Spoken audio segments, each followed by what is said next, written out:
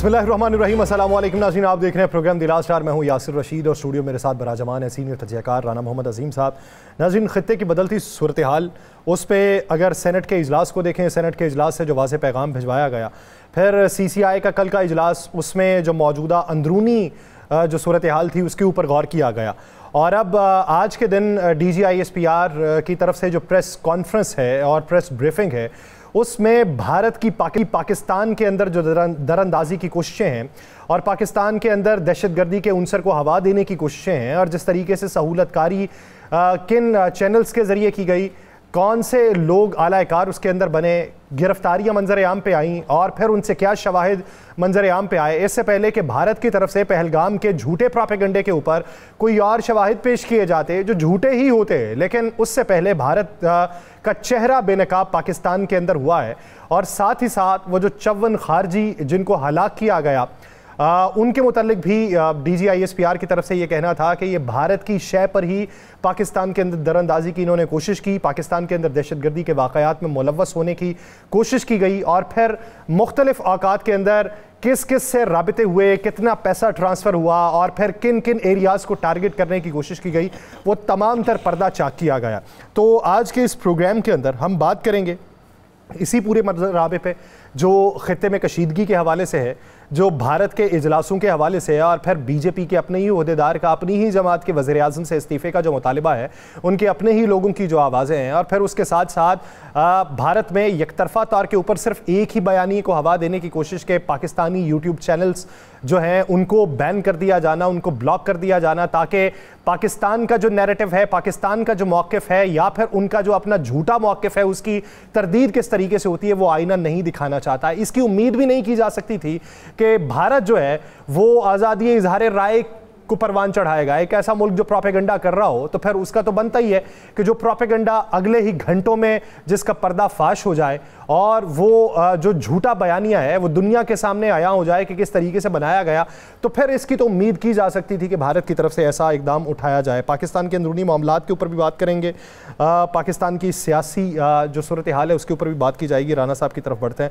राना साहब, भारत पाकिस्तान में दहशतगर्दी वाज़े, बेशुमार मौक़ों के ऊपर डोजियर हम फराहम कर चुके हैं, बेशुमार मौक़ों के ऊपर वो पर्दा चाक कर चुके हैं, बेशुमार मौक़ों के ऊपर वो तमाम तरह हक़ाइक़ हम दुनिया के सामने ला चुके हैं। उसके बावजूद उसकी जो ढिटाई है और फिर राफ़ेल तैयारों की नई खेप मंगवाने की बात इस पर्दे की आड़ में कि जब पहले करप्शन की बातें हो रही हों, किस तरफ को जाती बात लगती है? बिस्मिल्लाहिर्रहमानिर्रहीम, अस्सलातु वस्सलामु अलैका या सय्यदी या रसूलल्लाह, अस्सलातु वस्सलामु अलैका या सय्यदी या हबीबल्लाह, ताजदार ख़त्मे नबूवत जिंदाबाद जिंदाबाद। बात यह है कि आज हमारे DGISPR साहब ने वो तमाम सबूत सामने रख दिए। भारत आज तक हमारे ख़िलाफ़ एक सबूत नहीं दे सका। यासर साहब जी, एक सबूत होता है ना, भारत एक सिंगल सबूत भी हमारे ख़िलाफ़ नहीं दे सका। सिर्फ आज या कल में जो कि अक़वाम मुत्तहिदा वहाँ पे सलामती कौंसल में एक ख्वाजा आसफ साहब का बयान पढ़ के सुनाया गया है, वो जब हमारे घर के अंदर ही कुछ ऐसे लोग हों जिनके मतलब आप भी कुछ कहते हुए डरते हों, सब कुछ कहते डरते हों, तो फिर हमें वैसे दुश्मन किसी की ज़रूरत रहती नहीं है। हम और आप खामोश रहे ना इस पर कि हमारे खिलाफ सबूत ही कोई नहीं, हमने किया ही कुछ नहीं।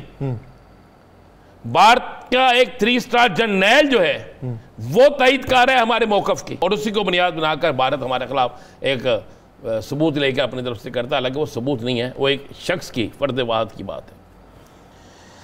आज DGISPR ने एक चीज़ दिखाई है, बताया कि इनका ये नेटवर्क है, इनके हाज़र सर्वस लोग इसमें मुलव्वस हैं, किस तरीके से ये पैसा देते हैं, किस तरीके से लोगों को यूज़ करते हैं। अभी तो मेरी इत्तला के मुताबिक हमारे पास 20 ऐसे सबूत मौजूद हैं, अभी हैं जो हमने सामने लाने हैं। इतने इतने मजबूत सबूत हमारे पास मौजूद है कि जिसकी इंतहा कोई नहीं। और भारत पूरी दुनिया में वैसे भी मुंह दिखाने के काबिल नहीं है, उन सबूतों के बाद तो वैसे ही उसका हो जाए। लेकिन हमने देखना ये है कि क्या दुनिया के ऊपर बड़ी बड़ी बातें करने वाली सुपर पावर्स जो हैं वो इस पर कोई एक्शन लेंगी? क्या वो इन तमाम सबूतों के बावजूद भी, क्या सबूत कनाडा ने नहीं दिए, क्या अमेरिका ने नहीं दिए, क्या लंदन ने नहीं दिए? तो क्या हुआ भारत के खिलाफ? भारत सिर्फ डंडे की जुबान समझता है, भारत सिर्फ उसको उसकी जुबान में जवाब दे वो समझता है।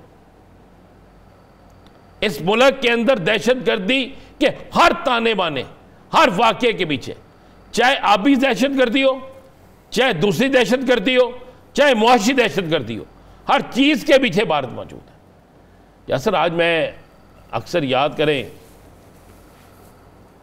हम जिस वक्त प्रोग्राम में हमने कुछ रिकॉर्डिंग दिखाई थी, एक ऑडियो रिकॉर्डिंग सुनाई थी जी, तो मुझे वो जब इंडियन चैनल्स पे वो चली आपकी और मेरी, तो मैं हंसना शुरू हो गया कि वहाँ पे बड़ी लातया हो गई। उसके बाद कल जब मैं क्या उम्मीद की जा सकती थी वैसे उनसे? फिर कल जब हमने कहा कि 3 जजेस किधर हैं वो, तो उसके बाद आज उस पर भी बड़ी वो मैंने फुटेज रखी हुई है, उस पर भी बड़ी कि जी वो 3 जजेस जो है वो तो भारत से भी बाहर किसी और मुल्क में हैं। भाई उस मुल्क का नाम तो होगा ना कोई तो चीज़ होगी ना, उनको ले आए सामने। तो अब तो उनके जर्नैल भी ये बात कहना शुरू हो गए हैं, सारा कुछ हो गया। अब देखना यह है कि भारत पाकिस्तान के अंदर जिस तरह एक ऑडियो सुनाई है कि आप लोगों को पैसे पहुंचाएंगे, किस्तों में पैसे देता कौन है? पाकिस्तान के अंदर से उनके सहूलतकार कौन है? मैंने आगे भी याद करें, एक दफ़ा कहा था कि पाकिस्तान के अंदर बहुत बहुत बड़े बुक मेकर जो हैं, जिनके डायरेक्ट भारत के साथ कारोबार है। यहाँ पे इतने इतने बड़े बुक मेकर हैं जिन्होंने भारत के साथ कारोबार शुरू कर रखा है। अब भारत के जो बुक मेकर हैं उनके सब के अपनी इंटेलिजेंस एजेंसी से राब्ते हैं। वो वहाँ पे कहते हैं जी फलां शख्स को इतने पैसे फलां जगह दिला दो, वो जाता है जाके आराम से पैसे लेके आ जाता है। उसके मुंह पे तो नहीं लिखा हुआ कोई दहशतगर्द है। लेकिन हम क्यों नहीं पकड़ते इन लोगों को? इन लोगों तक हम क्यों नहीं पहुंचते? पकड़े इनको। इनके भारत के अगर बुक मेकर से तल्लुकात हैं और ये पैसा भारत जा रहा है या भारत के कहने पे यहाँ पे सारा कुछ हो रहा है, तो फिर इन लोगों को पकड़ना चाहिए। ताने बाने जितने आगे मिलते जाएंगे ये लोग पकड़ते जाएंगे। आप 5-6 बुक मेकर पकड़ लें, ये हमारी पुलिस को भी पता है, हमारे बाकी इदारों को भी पता है। जो बड़े बड़े पुलिस तो काफ़ी माशाल्लाह उनसे फैज़ याब होती है ना, पकड़ ले उन्हें, पकड़ के बाकी लोगों को भी सामने लाएं और सबको नंगा करें कि ये है असल मुल्ज़मान, ये है वो लोग जिनके ज़रिए पैसे जाते थे और ये है वो लोग जो पाकिस्तान में दहशतगर्दी का मौजूद बनते हैं। लेकिन राना साहब, ढिठाई का आलम ये देखिए कि पहले रॉ के ज़रिए जो कार्रवाइयाँ की जाती थी कि बंदे को मख्फी रखा जाए, उसकी शनाख्त ना पता करवाई जाए, अब तो उनके हाजिर सर्विस फ़ौजी जो हैं वो ये सारा कुछ कर रहे हैं, तो ये तो फिर ढिठाई का आलम हुआ। भाई बात ये है, मैंने फिर वो ये कहा कि जब एक मुल्क ने, भारत ने दुनिया के, भारत इसराइल, ये 2 मुल्क ऐसे हैं जिन्होंने, इसराइल ने आलमी अदालत की बात मानी नहीं, फैसला माना नहीं, अरब लीग का फैसला माना नहीं, वो तो आलमी अदालत की तरफ से तो गिरफ्तार करने के अहकाम, OIC के इजलास के किसी फैसले को माना नहीं, अक़वाम मुत्तहिदा की किसी बात को माना, सारी UNO के काफिलों के ऊपर टारगेट हो रहा है। इसी तरह भारत ने UNO के किसी हमले को माना, अक़वाम मुत्तहिदा की किसी बात को माना, OIC के किसी फैसले को माना, शंघाई कॉन्फ्रेंस के किसी फैसले को माना। तो इसका मतलब है कि था तो उसके फैसलों को भी नहीं माना। इसका मतलब ये है कि ये लोग पता क्या मानेंगे? डंडा। इसके अलावा अगर आप कहें कि आप इनको आलमी अदालत में ले जाए, कौन सी आलमी अदालत, किस आलमी अदालत की बात कर रहे हैं? 5 दिन से, 6 दिन से, 7 दिन से, जिस दिन से यह मामला चल रहा है, क्या कोई बंदा डिस्कस कर रहा है कि फ़लस्तीन में, गजा में क्या हो रहा है? डिस्कस हो रहा है किसी जगह पे? तो ये क्या है? क्या ये एक आलमी साजिश नहीं कि पाकिस्तान जिसके अंदर से आवाज उठती थी, इसको इसके अंदर इतना मसरूफ कर दो, इसको इसके अंदर ही ऐसा कर दो कि यहां से भी आवाज उठनी बंद हो जाए। आज जो एक बयान दिया है उसने, एमन वली खान ने, क्या उसका बयान देना बनता था? जब तहरीक इंसाफ भी कह रही है कि हम सब एक हैं, इमरान खान ने भी कहा है कि इसके लिए सब इकट्ठे हो जाओ, तो एमन वली खान कह रहा है कौमों को कौम तकसीम कर रहा है। हमें इस पे भी देखना होगा कहाँ पे कौन क्या कर रहा है। इस वक्त यकजहती का वक्त है। इस वक्त मुल्क सबसे पहले पाकिस्तान है, उसके आगे ना कोई सियासी जमात है, ना कोई शख्सियत है, ना कुछ और है। अब बहुत से लोगों को अपनी सियासी अना की भी कुर्बानी देना होगी, बहुत से लोगों को अपनी सियासत को भी साइड पे रखना होगा। तो आप समझते हैं कि इस मौके के ऊपर कोई रिहाई अमल में लाई जा सकती है और यकजहती का पैगाम दिया जा सकता है, कल जिस तरफ इशारा अली मोहम्मद खान साहब कर रहे थे? लेकिन कुछ भी हो सकता है। अगले 4 से 5 दिन जो है ना, ये काफ़ी अहम दिन है, बल्कि कल का दिन भी बड़ा अहम है। कुछ दिन हैं जो बड़े अहम तरीन दिन है, कुछ दिन हैं जिसमें बहुत बड़ी सियासी डेवलपमेंट भी हो सकती है। और ये डेवलपमेंट इसलिए भी होनी है कि मैंने जो चीज़ें देखी हैं पिछले 4 से 5 दिनों में, मुझे सिर्फ इतना बता दें, आज मेरे लिए हैरानकुन बात यह है कि मरीम नवाज शरीफ की तकरीर में कहीं इमरान खान का जिक्र नहीं था। ये मेरे लिए हैरानकुन, नहीं तो उनकी कौन सी तकरीर है जिसमें इमरान खान का जिक्र नहीं होता? तो आप इसे मुस्बत इशारा समझ रहे हैं? मैं ये समझता हूँ कि ऐसा ही होना चाहिए था। सियासत को सियासत के वक्त करना चाहिए, और जब वक्त सियासत का नहीं होता उस वक्त सियासत को नहीं करना चाहिए। ठीक, ये बड़ा क्लियर है। लेकिन यासर बात यह है कि इंडिया के भारत के अंदर से उठने वाली आवाज़ें, चलें आपको आज एक और ख़बर दे दूँ जी। चैनल तो हमारा उन्होंने बैन कर ही दिया लेकिन जहाँ पे देखा जाता वहाँ पे खबर। लेकिन आप ये भी तो देखिए 40% इस वक्त जो व्यूवरशिप मिल रही थी हमें वहाँ से मिल रही थी, तो इसका मतलब ये कोई तवाना आवाज़ होगी तो जिसको व्यूवरशिप मिल रही है। खबर दूँ आपको ना जी, आज एक मीटिंग हुई जिसमें मोदी साहब भी थे। जी, हाइप्स की मीटिंग हुई है। उस मीटिंग में मोदी साहब के मुंह पे पानी का गिलास किसने फेंका? फिर उस वजीर को पकड़कर सिक्योरिटी वाले कहाँ ले गए? फिर कुछ देर बाद उस वजीर को जब वापस लाया गया तो वहां पर जो वीडियो के 2 वीडियो कैमरे लगे हुए थे उस मीटिंग को कवर करने के लिए उनके सरकारी, उनकी तमाम रिकॉर्डिंग निकाल ली गई। फिर आप ज़रा उस वीडियो को अगर देखें, पहले जो फुटेज जारी होती है स्टार्ट में मीटिंग में, उसमें मोदी साहब के कपड़े हो रहे हैं। उसके बाद दोबारा जो जारी होती है वीडियो, जो फुटेज जारी होती है, उसमें मोदी साहब के कपड़े कोई और। अच्छा, हाँ, तो ये फिर अंदरूनी इंतशार का पहला इंडिया जाएगा। मैं आपको बता दूं, इंडिया उसी तरह टूटेगा जिस तरह बहुत बड़ी रियासतें टूटी हैं जो समझती थी हम नहीं टूट सकते। तो अब तो अंदर से मार पानी, कभी जूता पड़ता है, कभी पानी का गिलास मुंह पे मारा जाता है, और कभी कुछ और चीज़ मुंह पे मारी जाती है। अंदरूनी इंतशार को अगर संभाल लें तो फिर बैरूनी सतह के ऊपर कोई प्रोपेगेंडा कर लीजिए। बसूरत प्रोपेगेंडा भी ज़्यादा देर ठहर नहीं सकता, तो जो ठहरेगा ही नहीं तो फिर उसका इब्तदा करने की ज़रूरत क्या है। एक ब्रेक लेते हैं, उसके बाद हमें पाकिस्तान मुस्लिम लीग नून के सरबराह रहनुमा इख्तियार वली खान साहब ज्वाइन करेंगे। कहीं नहीं जाएगा, स्टे विद अस।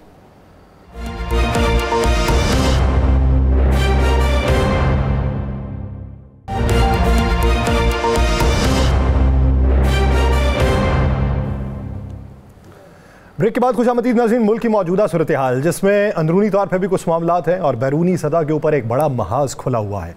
अब हुकूमती इक़दामात क्या हैं, हमारी समत क्या है, किस तरफ को चलना है, कितनी यकजहती से चलना है, अंदरूनी मामलात पे ओवरकम कैसे करना है और बैरूनी महाज के ऊपर किस मजबूती के साथ लड़ना है, दुनिया भर के अंदर अपने सिफारती महाज को किस हद तक तेज़ करना है, मुतहर्रिक करके वहाँ पे एक जामे पोजीशन अपनानी है। आज की जो भारत की दरअंदाजी के हवाले से हमने बैनुल-अक़वामी सतह के ऊपर एक नैरेटिव बनाया है, और सिर्फ ज़बानी जमा खर्च से नहीं, बाकायदा शवाहिद के साथ।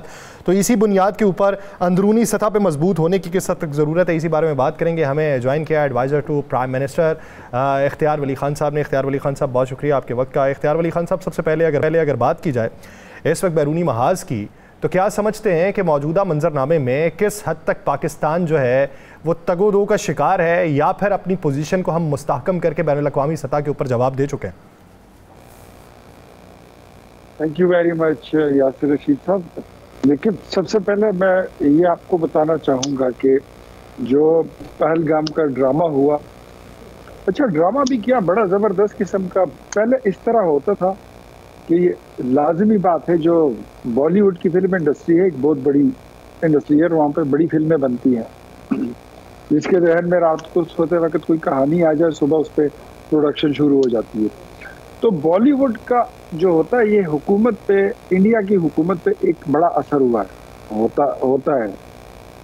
लेकिन इस बार हमने देखा है कि जो सरकार है, मोदी सरकार, वो खुद अपनी ज़ात में कोई पता नहीं केड़ा वुड बन गया, मोदी वुड बन गया है, नरेंद्र वुड बन गया है, कि अब वो जो करते हैं वो चर्मा उठा के बॉलीवुड में उस पर फिल्में बनती हैं। इतना वहाँ पे एक टर्न आ गया है, चीज़ें जो है वो तब्दील हो गई है। ये सारे फिल्मी दुनिया के लोग हैं, ये ड्रामों में और फिल्मों में गुमशुदा कौम है। ये न जंग लड़ सकती है, न ये जंगजू है, न इनमें जंग लड़ने की कोई स्ट्रैटेजी है इनके पास, न इनको तरीका आता है। बस डायलॉग बाजी तक, screen, script, camera, action, light, drug, ये यहाँ तक ठीक है। पहलगाम का ड्रामा जो इन्होंने रचाया वो भी मेरे ख्याल में हम क्या उसका मलिया मेट करेंगे। वो ड्रामा ऐसा था कि इनकी अपनी फौज के लोगों ने उसको मलिया मेट कर दिया, इंडिया की सिविल सोसाइटी ने उसको मलिया मेट कर दिया, पूरी दुनिया ने उसको कह दिया कि भाई ये आप झूठ बोल रहे हो। और सबसे पहले जो हमारा स्टैंड था वो ये था, मेरे ख्याल में जो हमारी हुकूमत ने लिया वज़ीर-ए-आज़म शहबाज शरीफ के, इफ यू थिंक कि पाकिस्तान इसमें इन्वॉल्व है तो आ जाइए, इसकी थर्ड पार्टी इन्वेस्टिगेशन कराते हैं। कोई भी मुल्क मंगा लें, वहाँ से उसकी इन्वेस्टिगेशन करते हैं तो पता चल सके कि इसमें हम मुलविस हैं या तुम खुद ये ड्रामा रचा करके बैठे हो और अभी तुम्हारा अपना सर तुम्हारे घुटनों के ऊपर पड़ा हुआ है। आज उसके बाद जो इतने दिन गुजर गए, इस दौरान मीनवाइल हमने अपने पड़ोसियों इंटरनेशनली जो पाकिस्तान के दोस्त हैं, चाइना, ईरान, सऊदिया, यूएई और इसके अलावा जितने पड़ोसी हमारे मुल्क हैं, मैं सबके नाम क्या लूँ, सबके साथ रब्ते किए और हम इस वक्त सबका पूरी जो बैनुल-अक़वामी बिरादरी है उनकी सपोर्ट अल्हम्दुलिल्लाह हम काफ़ी हद तक लेने में कामयाब हो चुके हैं और वो पाकिस्तान के मौक़िफ़ की तायीद करते हैं। स्पेशली इस बात की जब आप दुनिया को ये कहते हैं, इंडिया तो ये कहता है कि आप जो है तो ये पहलगाम का जो वाक़या है इसमें डायरेक्टली पाकिस्तान इन्वॉल्व है। हमने आज ये कह दिया कि BLA, जाफर एक्सप्रेस के वाक़यात और उसके अलावा और बहुत सारे वाक़यात जिसमें शवाहिद हमारे पास बड़े मजबूत किस्म के नाकाबिल तरदीद शवाहिद हमारे पास मौजूद हैं, जो DGI SPR ने आज अपनी प्रेस कॉन्फ्रेंस में उसका जिक्र किया तो मेरे ख्याल में हमने टेबल को टर्न कर दिया है। अब गेम जो है बाजी पलट चुकी है, अब उनको लेने के देने पड़ गए। थर्ड पार्टी इंस्पेक्शन पहलगाम की भी करा लो और फिर आ जाओ पाकिस्तान में जो आपने जाफर एक्सप्रेस जैसे वाक़यात किए हैं उसकी भी कराते हैं। तो मेरे ख्याल में इट्स अ वेरी गुड। इस वक्त तो जो सूरत हाल चल रही है, जो वो मेरे ख्याल में जंग से लेना चाहता था, अपने मकासद पूरे करना चाहता था, वो उसको अभी तक हासिल नहीं कर सका और ना ही मुझे लगता है कि वो हासिल कर सकेगा।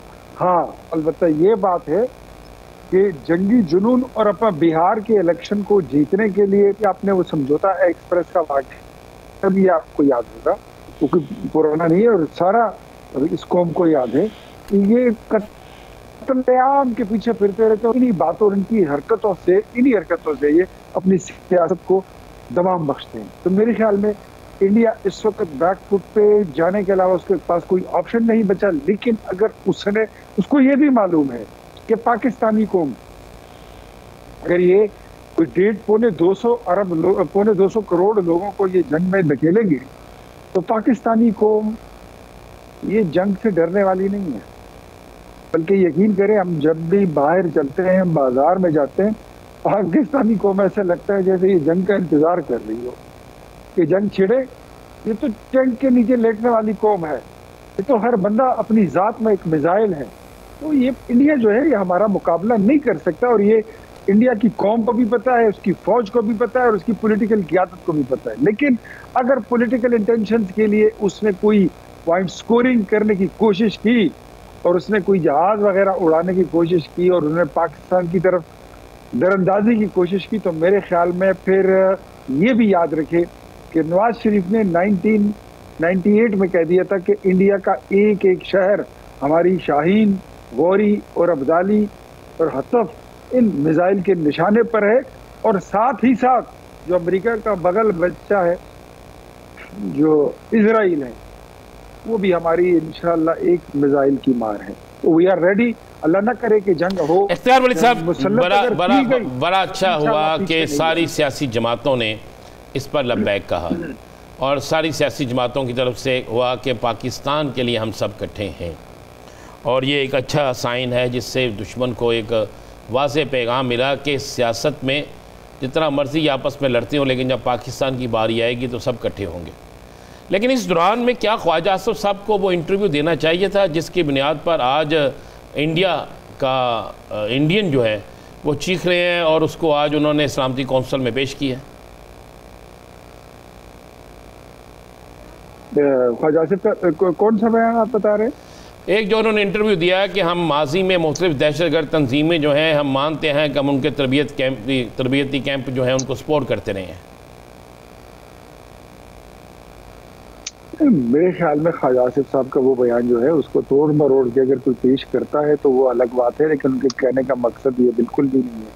हाँ, जो चीज़ें ऑन बोर्ड हैं, रिकॉर्ड पर है, उसको जुटलाया नहीं जा सकता, और मजीद कोई चीज़ें जो इररिलेवेंट चीज़ें हैं जिससे हमारा कोई ताल्लुक है उसको हम अपने पार्ट पे कभी भी नहीं लेंगे। सलामती कौंसिल में अगर आपने ये ना भी कहा हो तो इंडिया आपको फिर भी लेके जाएगा। इंडिया आपको फिर भी अपनी करारदादों के जरिए, लेटरों के जरिए, वो तो हमेशा आप पे वार करता रहेगा। उसके लिए ख्वाजा आसिफ साहब की कोई स्टेटमेंट जो है वो ज़रूरी नहीं है। और दूसरी बात यह है कि वहाँ पर वन साइडेडली कोई चीज़ न देखी जाती है, न सुनी जाती है, न मानी जाती है, न उस पर फैसला होता है।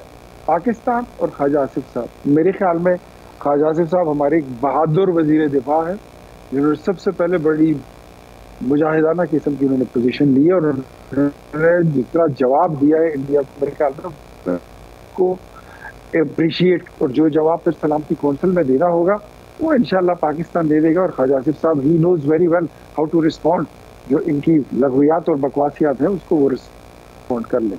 अच्छा इख्तियार साहब, जब भी बैरूनी कोई साजिश होती है तो अंदरूनी तौर पे मुत्तफ़िका एक ऐसी हिकमत अमली तैयार की जाती है कि जिससे ये तासुर दिया जा सके कि एक इकाई के तौर पे आप डील करेंगे। तो आप नहीं समझते कि इस मौके के ऊपर एक ऑल पार्टीज़ कॉन्फ्रेंस भी हुकूमत को बुलानी चाहिए?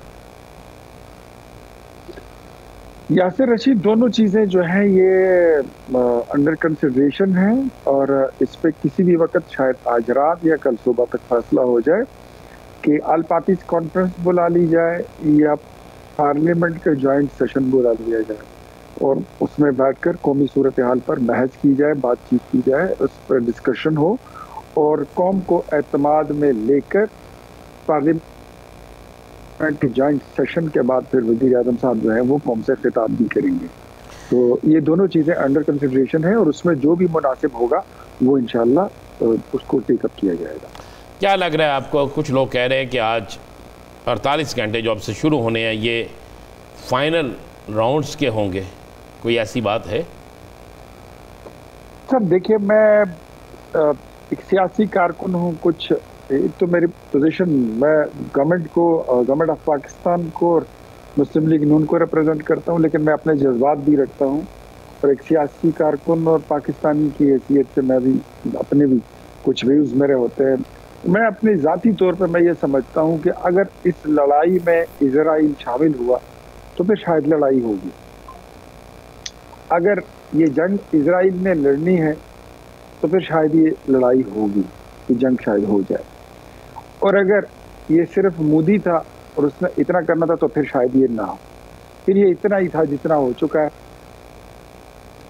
वैसे 4 पटाखे इधर उधर फोड़ सकते हैं और उसके बाद फिर सिचुएशन डिफ्यूज हो जाएगी।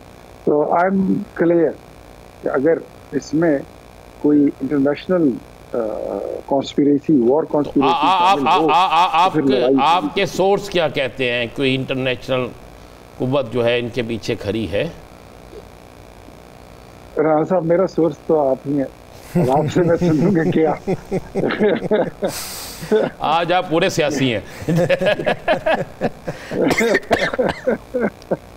अच्छा, जहाँ तक बात इख्तियार साहब आपने की कि आपको ये लगता है बतौर सियासी कारकुन, एक और सवाल बतौर सियासी कारकुन अली मोहम्मद ख़ान साहब को ये लगता है कि एक वाज़े थप्पड़ भारत की गाल पे हो सकता है कि अगर एक तस्वीर जारी की जाए जिसमें मियां नवाज़ शरीफ साहब हों, शहबाज शरीफ साहब हों, आसिफ अली जरदारी साहब हों, बिलावल भुट्टो हों, इमरान खान हों और आर्मी चीफ़ हों, एक ही फ्रेम के अंदर ये तस्वीर हो ऑल पार्टीज़ कॉन्फ्रेंस की, तो ये एक वाज़े जवाब होगा किसी भी जारहियत के लिए 100 बार सोचने पे। मेरे ख्याल में ये उनकी अपनी एक सोच हो सकती है, एक विश हो सकती है कि ये इस तरह हो, लेकिन मेरे ख्याल में इसमें कोई कबाहत नहीं है, कोई इसमें बुराई नहीं है कि अगर मतलब फिलहाल मुझे महसूस भी नहीं हो रहा कि इस तरह की ज़रूरत है। अच्छा, चीज़ों को कंडीशनलाइज भी नहीं करना चाहिए। जाफर एक्सप्रेस के वाक़े पर हमने देखा कि पीटीआई के कुछ दोस्तों ने गैर जिम्मेदारी का मुजाहरा करते हुए इर्रेलेवेंट बयान दिए। फिर नेशनल सिक्योरिटी कमेटी की मीटिंग पर इन्होंने कहा कि इमरान खान को बुलाएंगे तो हम बैठेंगे। इसी तरह 26वीं आईनी तरमीम पर भी इन्होंने कहा कि इमरान खान को रिहा कर दे तो हम साथ देंगे। इसी तरह mines and mineral bill pay भी इन्होंने कहा कि उनको रिहा करके ले आए तो हम बिल पास कर देंगे, अदरवाइज हमें बड़े एतराज़ात। मतलब हर चीज़ को उस फसाने के साथ और उस कहानी के साथ जोड़ना भी नहीं चाहिए। मैं एक चीज़ पर अब मैं फिर आपको, it's my personal view, being a political कारकुन, being a loyal citizen of Pakistan, मेरे ख्याल में इनको भी चीज़ें हर वक्त कंडीशनलाइज नहीं करनी चाहिए।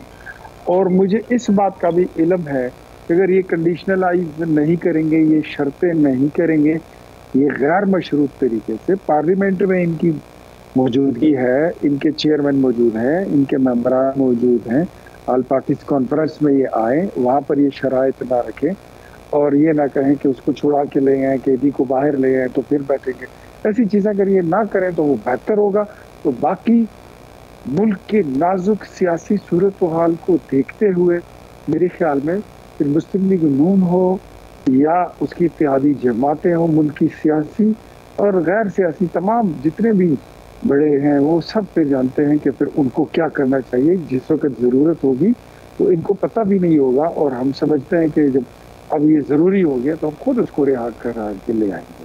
तो इस वक्त अच्छा, इंतजार वाले साहब आप एक्टिव हैं, मोहसिन नकवी साहब एक्टिव हैं। राना साहब एक मिनट, राना साहब एक सेकंड जी जी।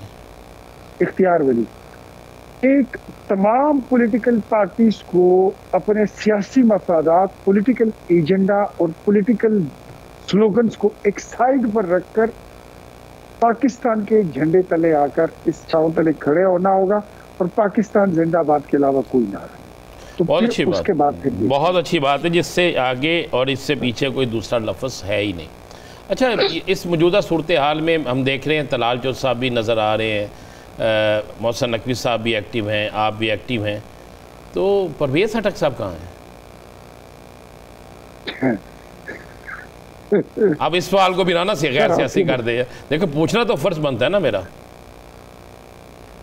देखिए, आप के बड़े पुराने मरासम है, ताल्लुकात आपके लेखन जिनके साथ अच्छी है। नहीं, ये बात ना, अब मेरे तो आपसे सबसे ज्यादा जिसने स्टूडेंट पॉलिटिक्स हमने की हुई है, मैं तो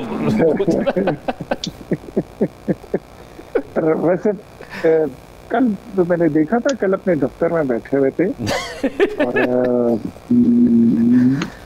उमूरे दाखिला, एक वजारत दाखिला में जो है तो तलाल चौधरी साहब बैठे हुए हैं, वजारत दाखिला में मोहसिन नकवी साहब बैठे हुए हैं, परवेज़ खटक साहब उमूर दाखिला का एक विंग है, एक साइड है, उसको देख रहे हैं, वो उसमें बिजी हैं, तो शायद लगे होंगे ज़रूर, वो भी पाकिस्तान जिंदाबाद का कहीं ना कहीं से नारा लगा रहे हैं, कहीं ना कहीं पाकिस्तान जिंदाबाद का नारा लगा रहे होंगे और अपने उमूर की अंजामदही में मसरूफ़ होंगे। बहुत शुक्रिया इख्तियार वली खान वाले से अपना वक्त देने के लिए। नाज़रीन, देख रहे से बात करेंगे एक शॉर्ट ब्रेक के बाद, कहीं जाएंगे शुक्रिया।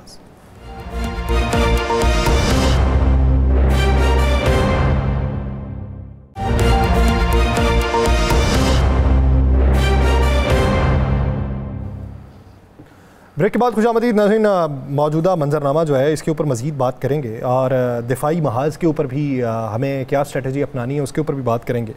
लेकिन इस वक्त ज़रा अंदरूनी मामलों के ऊपर भी बात कर लें। राना साहब, क्या समझते हैं कि कल जो CCI का इजलास है, पीपल्स पार्टी उस पर खुशी के शादियाने भी बजा रही है और साथ ही साथ बड़ा पुरतपाक इस्तकबाल कहते हैं जी के किया गया CM सिंध का कराची पहुँचने पर। अच्छा, ये नहीं समझ आई इस्तकबाल किस किस का किया गया। अच्छा। मैंने आज 6-7 इस्तकबाल देखे हैं। अच्छा। मैंने वराई साहब का भी देखा है, मैंने मुख्तलिफ और भी लोगों के देखे हैं। जो लोग एहतजाज पे बैठे थे वो अपनी फ़तह कह रहे हैं, जो लोग हुकूमत में वो अपनी फ़तह कह रहे हैं, जो लोग इसको पहले दिन से लेकर चले हुए थे पॉलिटिकल जमातें GDA, वो अपनी फ़तह कह रही है।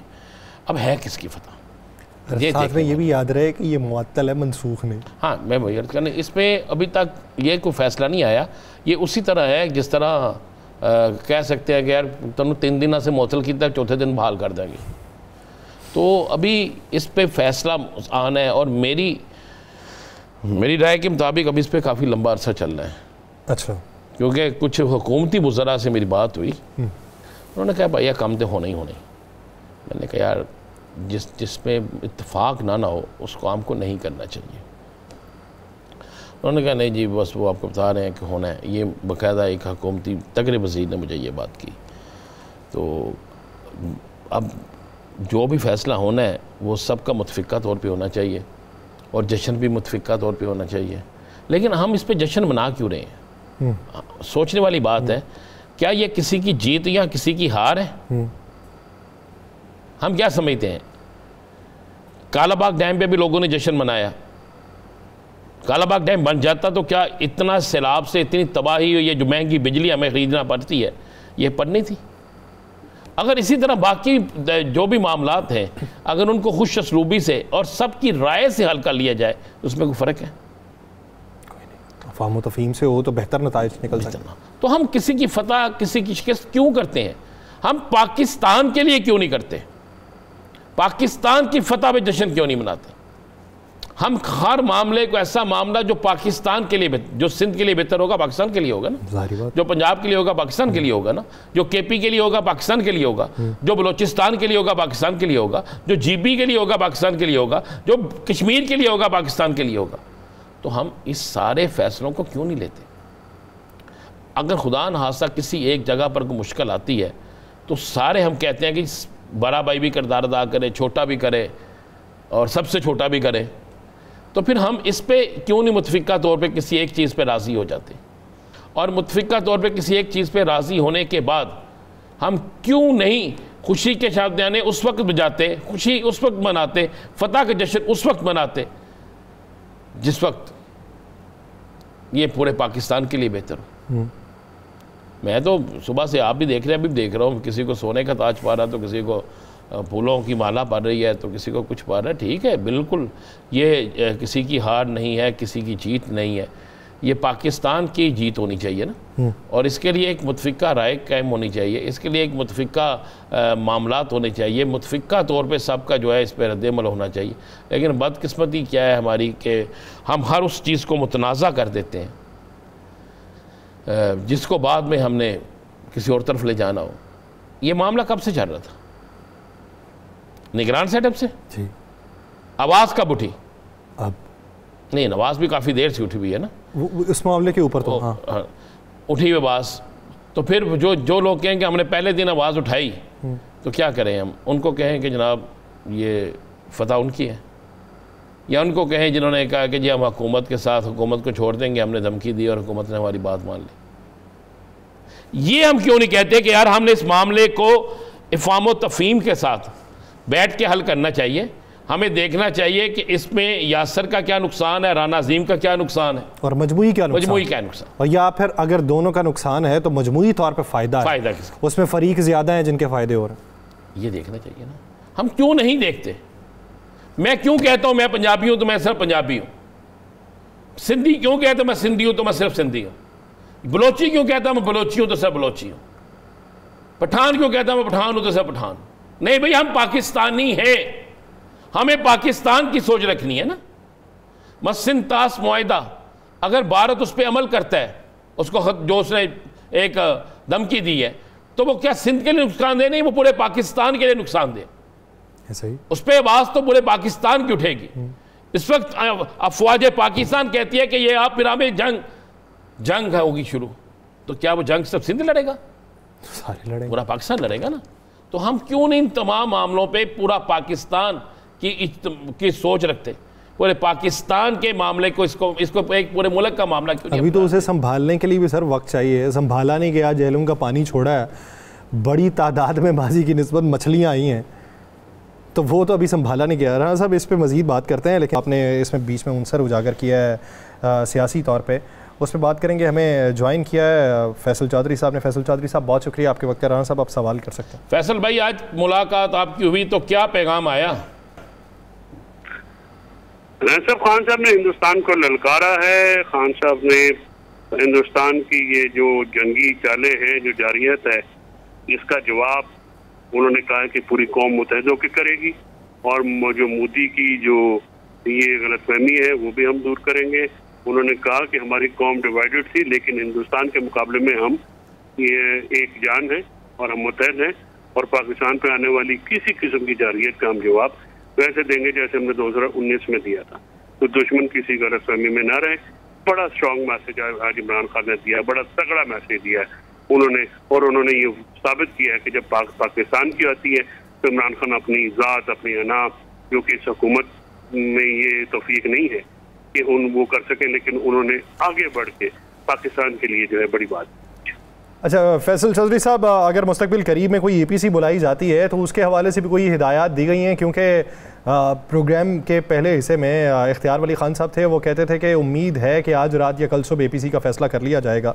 तो उसमें खान साहब की शमूलियत की बात की जाएगी या फिर उनकी तरफ से गो हेड है, जिसे बुलाना चाहें वो जा सकते हैं? देखिए, अगर तो खान साहब, नवाज शरीफ, जरदारी साहब, फजल रहमान वगैरह के बगैर APC होनी है, वो तो कैबिनेट की सब कमेटी की मीटिंग होगी। अगर कोई मीनिंगफुल मीटिंग करनी है जिसका वाकई को पाकिस्तान में कोई अमन करना है, तो ज़ाहिर है उसके लिए इमरान खान साहब को ना बुलाना या उस APC में जिसमें इमरान खान साहब नहीं होंगे तो फिर एक मुत्तहिदा मौक़िफ़ तो नहीं जाएगा। तो ज़ाहिर है अगर आपको एक सीरियस एफर्ट करनी है, और हुकूमत का काम होता है कि जब भी प्रॉब्लम हो वो यूनिफाई करे, लेकिन जिस तरह की आज बातें अडाला के बाहर हुई हैं, फैमिली को नहीं जाने दिया, वकला को नहीं जाने दिया, इससे मैसेज बड़ा गलत जाता है। तो ये हुकूमत, अच्छा ये मुझे ये बताएं कि खान साहब की फैमिली को नहीं मिलने दिया जा रहा, वजह क्या है? और खान साहब के क्या ये सब कुछ नोटिस में है? जी है, बिल्कुल। खान साहब को डेफिनेटली बताया, सबसे पहले यही जाता है कि जी ये मामला हुआ है, वहाँ पे उनके नोटिस में दिया। लेकिन सर बात ये ना कि वो तो जेल में है। अब इशू ये, अब रोकना कोई बात है करने वाली राना साहब? ना इसका कोई कानूनी जवाब, ना आईनी जवाब, ना अखलाकी जवाब। ठीक है, और फिर ये बात करते हैं जी कि आप इस तरह से करते हैं, उस तरह से करते हैं। बहनों का आईनी हक है, मिले, ठीक है। तो जो भी आज मुझे भी वो सुनाई है, अलीमा बीबी, वो बड़ी बहन है, उनका दिल इस वक्त दुखा हुआ है, वो जज्बाती नहीं है ऑब्वियसली।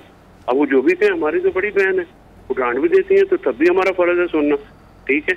लेकिन ये बात है हुकूमत के को करने वाली है। हुकूमत को कोई मतलब एक जरा बराबर एहसास नहीं है कि जिस मुश्किल में पाकिस्तान है, और जो बंदा अंदर बैठ के पाकिस्तान की खातिर जो है वो अपना इतना बड़ा मैसेज दे रहा है, ठीक है, और जब आपका फर्ज है कि यूनिफाई करें, आप किस किस्म की हरकतें करें? अच्छा चौधरी साहब, खबरें ये भी गर्दिश कर रही हैं कि 9 मई के जो केसेस हैं उनका फैसला 4 माह में करने की बातें हो रही हैं, तो उससे कहा जा रहा है कि पार्लियामेंट के कई अरकान जो हैं उनकी नाअहली के खदशात भी।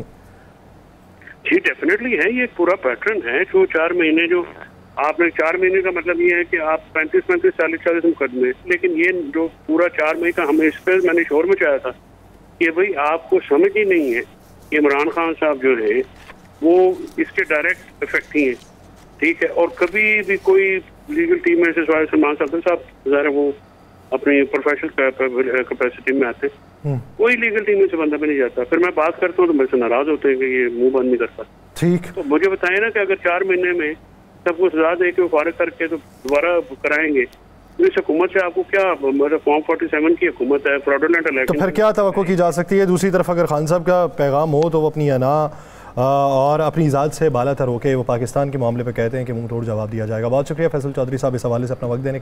नाज़रीन, एक ब्रेक के बाद दीगर मंजरनामे में बात करेंगे, कहीं नहीं जाएगा शहबाज।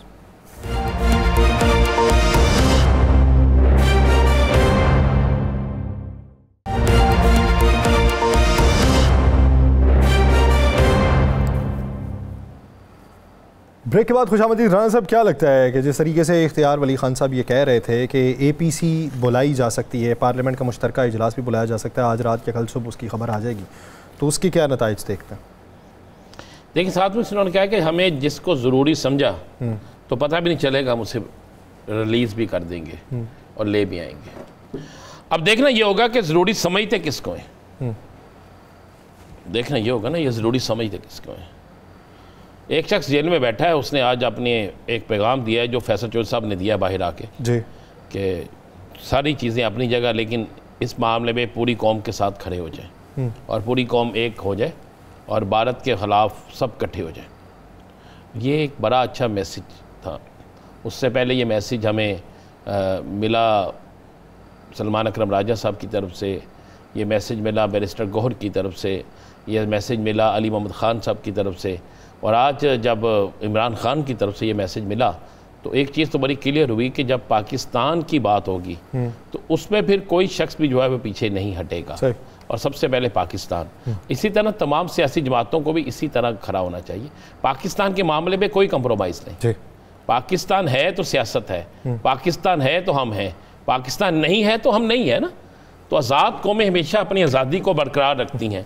अपने सियासी इख्तलाफात को आप ले जाए, बिल्कुल रखें, आपके नज़रियाती इख्तलाफात है बिल्कुल रखें, उसके लिए इलेक्शन एक बेहतरीन मौका होता है। उसमें आपका वोटर आपके साथ होता है कि दूसरे वोटर उस तरफ होता है, उसमें ज़रूर करना चाहिए।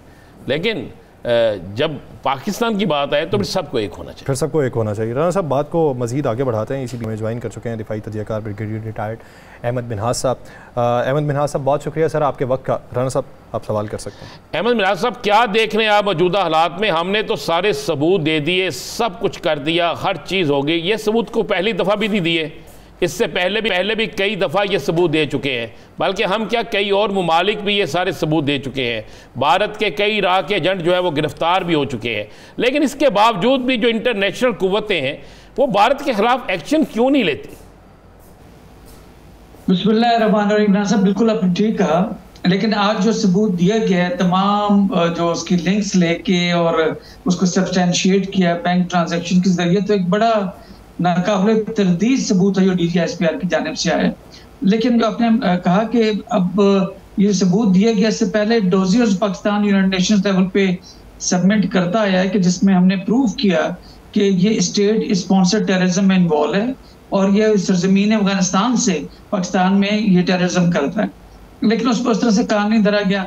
लेकिन जब कनाडा में, न्यूयॉर्क में, UK में, कतर में जब रॉ एक्सपोज हुई है, तो आज का सबूत उन तमाम शवाहिद को फर्दर सब्सटेंशिएट करेगा। और इसका बड़ा वाज़ेह सबूत ये है कि पिछले 6 दिनों के अंदर जब से ये ड्रामा स्टेज किया गया, कोरियोग्राफ किया गया है, उसका 2 दिन जरूर उसको इंटरनेशनल मीडिया ने थोड़ा सा कवरेज दी, लेकिन उसके बाद वहाँ साइलेंस है। अब आपका ये सवाल कि ये ऐसा क्या है कि दुनिया इसके ऊपर क्यों एक्शन नहीं लेती, तो बुग़्ज़ चाइना के सिलसिले में यूनाइटेड स्टेट्स और जो दीगर जो वेस्टर्न यूनियन के जो लोग हैं, जो लाइक माइंडेड स्टेट्स हैं US के, उन्होंने हेविली इन्वेस्टमेंट की हुई है चाइना को काउंटर करने के लिए इंडिया के अंदर। तो वो जो अपना कोई भी रिस्पांस देंगे तो वो ज़ाहिर है थोड़ा सा कैंडिड होगा, थोड़ा सा नपतुला होगा, क्योंकि अपने इन्वेस्टमेंट को ज़ाया नहीं करना चाहेंगे। सेकेंडली, जो इसराइल का मामला चल रहा है गजा में, तो मिडिल ईस्ट को पूरा काबू कर लिया है, ईरान के साथ नेगोशिएशंस में दाखिल हो गए हैं। अब अगर रह गया तो पाकिस्तान। तो इस वक्त जो इसराइल है वो इंडिया के साथ खड़ा है, ताकि कोई अगर एक्शन होता है ईरान में तो पाकिस्तान एंगेज हो टेररिज्म में अलोंग द वेस्टर्न बॉर्डर, और ईस्टर्न बॉर्डर पे इंडिया जो है तो लिमिटेड वॉर का शोशा जो वो खड़ा किया। तो ये ओवरऑल तनाजुर में अगर देखें तो यहाँ पे हमारा साउथ एशियन रीजन और हमारा जो मिडिल ईस्टर्न रीजन है, ये बेसिकली एक ग्लोबल जो पावर गेम चल रही है, जो एक नया वर्ल्ड ऑर्डर बन रहा है, ये एक बड़ी ग्रेट गेम का हिस्सा भी हो सकता है। लेकिन एट द सेम टाइम इस वक्त अगर आप देखें तो जो US के प्रेसिडेंट भी हैं ट्रम्प साहब, उन्होंने एयरफोर्स 1 के अंदर खड़े होकर स्टेटमेंट दी, वो इंडिया कैसे हक में नहीं दी। उसको भी उसने कहा कि कश्मीर जो हिस्सा जो है मुद्दा जो है ये 1000 साल पुराना है, शायद थोड़ा सरकास्टिक उसने बात की। आज जो सही मानों में पाकिस्तान के फेवर में विन-विन सिचुएशन गई है, वो जो यूनाइटेड नेशन के सेक्रेटरी जनरल हैं, उन्होंने अपने खिदमात पेश किए हैं कि मैं आपके दरमियान सालिसी का किरदार अदा करता हूँ। तो सालिसी के लिए जब वो बात करते हैं तो उन्हीं के यूनाइटेड नेशन सिक्योरिटी काउंसिल की जो पेंडिंग रेजोल्यूशन है वो शायद बीच में प्ले हो सके। तो जो ये बेसिकली मोदी ने ये फॉल्स फ्लैग ड्रामा की है, ये उसी को बैकफायर कर गया। उसकी अपनी डोमेस्टिक ऑडियंस, इंटरनेशनल ऑडियंस इसका तो उसके खिलाफ है।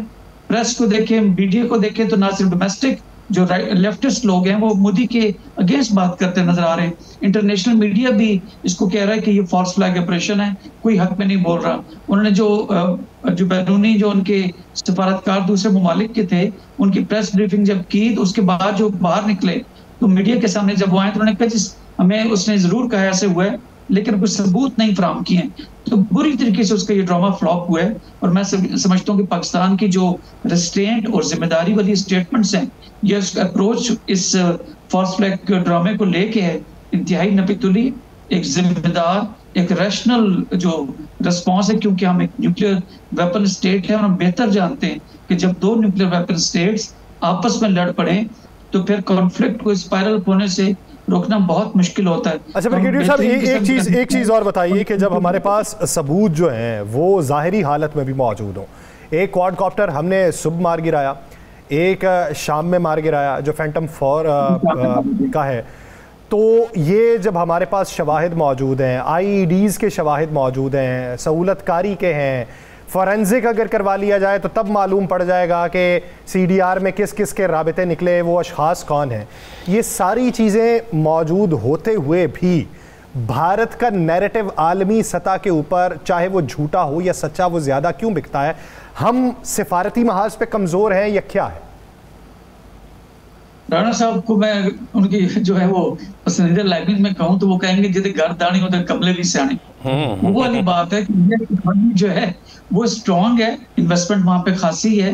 पाकिस्तान के मामले रिलेटिव टर्म्स में देखें तो इंडिया उनकी बेहतरीन choice in terms of investment, पैसे के लिहाज से, और चाइना के लिहाज से भी उनको सूट करता है। तो लिहाजा इस पार गेम में इसके साथ साथ जो जंगें जो लड़ी जाती हैं वो बेसिकली अपना नैरेटिव, अपना जो एक पॉइंट ऑफ व्यू होता है उसकी विनिंग जो है वो जरूरी होती है लड़ाई के जरिए। कहते हैं कि जंग जो है बेसिकली पॉलिटिकल एंड्स को मीट करने का टूल है। तो हम बगैर गोली फायर किए अगर इंडिया का असल चेहरा दिखाने में कामयाब हो रहे हैं, आप जैसा 92 जो चैनल है जिसको भी आज बैन भी किया उन्होंने, कितनी जिम्मेदारी और कितने रैशनैलिटी के साथ आप इस तमाम न्यूज कवरेज कर रहे हैं। कोई वॉर हिस्टेरिया नहीं है, कोई कुछ नहीं, रैशनैलिटी और सबूतों पे बात कर रहे हैं। आपको भी बैन किए, तो लिहाजा उस तरह से देखें तो वो रैशनल आवाजों को सुनना ही नहीं चाहते हैं। तो लिहाजा हम बगैर गोली फायर किए तमाम सबूत दुनिया के सामने रख के पाकिस्तान की जो मॉरल, डिप्लोमेटिक और पॉलिटिकल विन है उसके जरिए हम कश्मीर कॉज को इंशाल्लाह ताला विन करने की कोशिश करेंगे ताकि इंडिया की तरफ ना आए। मिनाज साहब, हम एक जंग तो जीत गए, वो जंग जो मौक़िफ़ की थी, वो जंग जो सबूतों की थी, वो तो हम जीत गए। वो हमारी जीत है तो पाकिस्तानी TV चैनल भारत में बंद कर दिए गए ना। वो हमारी जीत है कि आज DGISPR ने सारा कुछ सामने रख दिया। हमारी जीत है कि उनके अपने 3 स्टार जनरल जो हैं, वो जनरल साहब जो हैं वो भी बोल उठे हैं। हमारी जीत है कि उनकी फ़ौज के अंदर से भी बातें होनी शुरू हो गई हैं। अब इसके बाद और कौन सी जीत हो, कौन से सबूत चाहिए होंगे इंटरनेशनल माफिया मैं कह दूँ या इंटरनेशनल कुव्वतों को, कि अगर वो ये समझते हैं कि सिर्फ पैसे की बलबूते पर उनकी इन्वेस्टमेंट किसी मुल्क में है तो उस मुल्क को सब कुछ करने की इजाज़त है, तो फिर इन सबूतों की भी हमें क्या ज़रूरत है? देखिए, मोरालिटी जो है ना, मोरालिटी इंटरनेशनल रिलेशंस की थ्योरी के अंदर एग्जिस्ट नहीं करती है। वहां पर आपकी जो सेल्फिशनेस है जो स्टेट्स की होती है, अपने स्ट्रेटेजिक इंटरेस्ट डोमिनेट करते हैं। इसका ग्लोबल विलेज है बिकॉज इतनी इंटरकनेक्टिविटी, इतनी इंटरडिपेंडेंस हो गई है स्टेट्स के दरमियान कि आप शायद जंगों में उस तरह से इन्वॉल्व हो नहीं सकते हैं क्योंकि आपके इंटरेस्ट जो है वो क्रिस क्रॉस कर रहे होते हैं, मैच कर रहे होते हैं। तो लिहाजा मोरल सपोर्ट इस वक्त जो कन्वेंशनल जंगों के बजाय मोरालिटी अगर आप विन कर जाते हैं, आपके मौक़िफ़ की जीत हो जाती है, तो वो एक बगैर गोली फायर की अगर आप अचीव कर सकते हैं तो क्यों नहीं। जैसे पाकिस्तान हमेशा से कहता है कि हम मोरल, डिप्लोमेटिक और पॉलिटिकल सपोर्ट हमेशा कश्मीर की जारी रखेंगे तब तक जब तक जो है वो प्लेबिसाइट नहीं हो जाता यूनाइटेड नेशन सिक्योरिटी काउंसिल की रेजोल्यूशन के हिसाब से। हमने कभी ये नहीं कहा कि हम उस पर चढ़ दौड़ेंगे बिकॉज हम एक रिस्पॉन्सिबल स्टेट हैं, लेकिन हमारी मॉरल सपोर्ट, डिप्लोमेटिक और पॉलिटिकल सपोर्ट जो कमिटी ऑफ नेशंस हैं, जो यूनाइटेड नेशंस की छत तले बैठते हैं, अगर वो ऐसी करारदादें लेकर आए कि जिसमें इंडिया को मजबूर करें और वो प्लेबिसाइट को अगर कराने में कामयाब हो जाते हैं तो हमारी विन-विन सिचुएशन है। सिफारती और अखलाकी सतह के ऊपर हमारी हिमायत जो है वो हमेशा जारी रहेगी और दिफाई महाज के ऊपर हम अपनी मजबूती दिखाएंगे। जारहियत के लिए कोई उनसर नुमाया जो है वो पाक की तरफ से नहीं होगा, लेकिन अगर हमला किया जाएगा तो फिर जवाब भी मुंह तोड़ दिया जाएगा। बहुत शुक्रिया ब्रिगेडियर रिटायर्ड अहमद मिन्हाज साहब इस हवाले से अपना वक्त देने के लिए। नाज़रीन, प्रोग्राम का वक्त खत्म हो जाता है, मुझे और राना साहब को दीजिए इजाज़त। आपसे मुलाकात होगी कल के रोज़। अपना बहुत सा ख्याल रखिएगा। अल्लाह निगहबान।